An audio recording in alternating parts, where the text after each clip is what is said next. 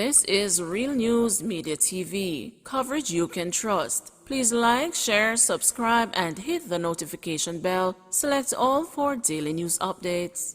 Good afternoon, my Real News Media TV family. Welcome back to the channel for another news update for February 22, 2023.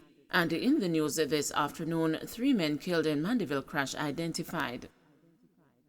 3 men who died as a result of injuries they sustained following Tuesday night's 2-vehicle crash on the Winston Jones Highway near Mandeville have been identified. They are Wayne Morris, 43, a hospital porter of Cheapside District, Darnley Clark, 25, a resident of Spalding, Clarendon, while the other man has been identified as Fabian Uter, a chef of Christiana. A police report said about 8:45 p.m., 2 taxis, a Toyota Wish and a Toyota Probox, were traveling downhill on the highway when they collided. The impact of the crash resulted in the Toyota Wish overturning.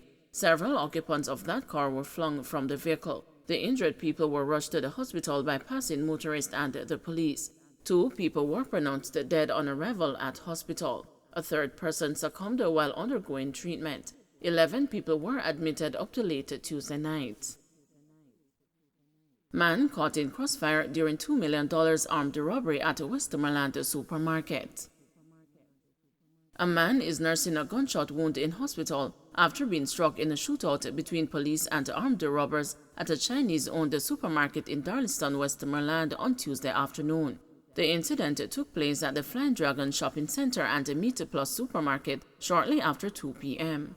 Reports from the police are that 3 men, one identified only as Buddy, entered the supermarket where they brandished the firearms and ordered the occupants not to move. The gunmen then proceeded to rob a total of $2,270,000 from the owner of the establishment, a Chinese businesswoman. The Darlington police were alerted, and the 3 officers responded to the report on foot. The report added that upon their arrival at the scene, the cops were fired at by the robbers. 2 of the officers then took evasive action in fear of their lives and returned the gunfire in the direction of the gunmen. It is understood that a licensed firearm holder also traded bullets with the gunmen before they fled the scene in a motor car. After the shooting subsided, a civilian turned up to the police station, suffering from a gunshot injury to his right arm. The man, who is suspected to have been caught in the crossfire, was assisted to the Savannah Lamar Public General Hospital, where he was treated and admitted in a stable condition. No police officer was injured during the incident. The police suspect, however, that one of the gunmen was shot after blood was seen on a nearby vehicle. Investigations are ongoing. Man gunned down in reprisal killing in Cornhill, St. Catherine. The police in St. Catherine are keeping a close watch on the community of Cornhill following Monday's killing of a man. 34-year-old Damien Smith, otherwise called Kemar, was gunned down while disposing of garbage. The police say the murder was a reprisal. A police source told the news that Smith returned to the community in 2018 after being incarcerated. Following a flare-up of violence, he left the area in 2020 and returned late last year. On Monday, he was fatally attacked by unknown assailants. While no suspect has been held in the shooting, the police say the probe into the matter is far advanced. Jamaica is to remove visa-free transit for Cubans. Currently, nationals are allowed to transit through Jamaica for up to 3 days. In a notice to the public today, the Ministry of National Security stated that the allowance will be discontinued effective March 13. All other visa requirements for Cubans entering Jamaica remain the same. The ministry did not explain the reason for the move. Last November, the news reported that the government was seeking to curb an influx of Cubans who appeared to be using Jamaica as a transit point to Central America in an attempt to illegally gain entry into the United States. At that time, Minister of National Security Dr. Harris Chang said that he was aware of the Cuban matter.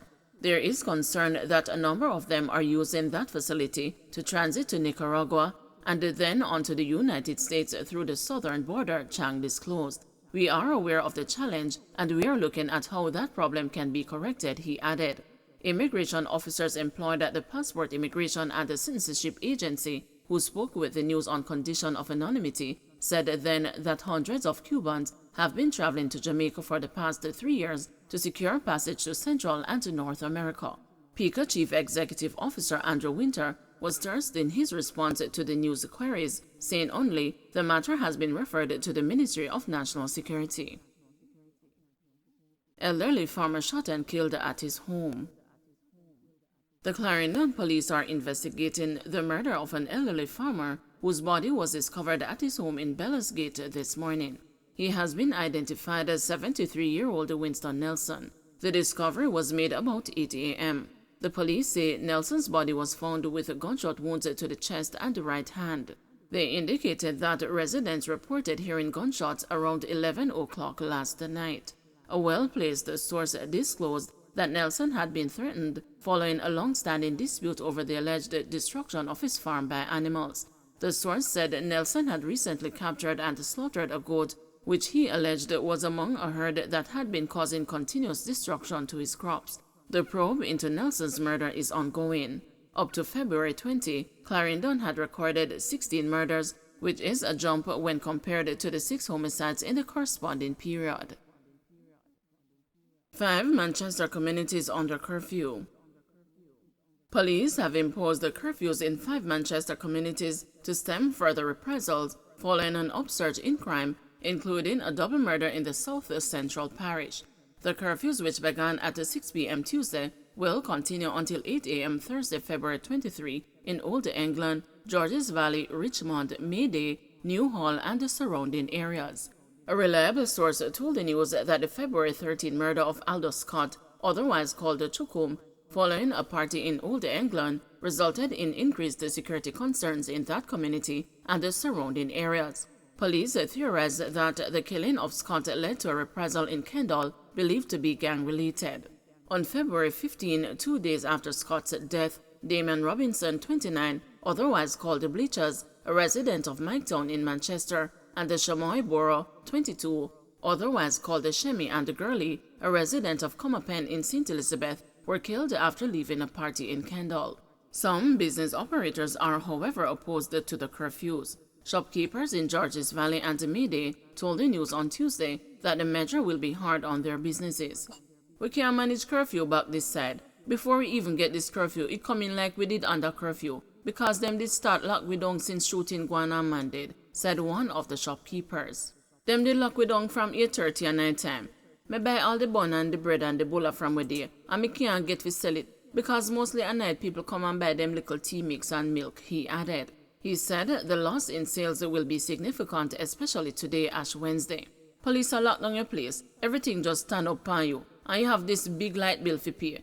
It is that the system will go corrupt everybody. Shopkeeper go get hungry too, because him spending money and him now get it back.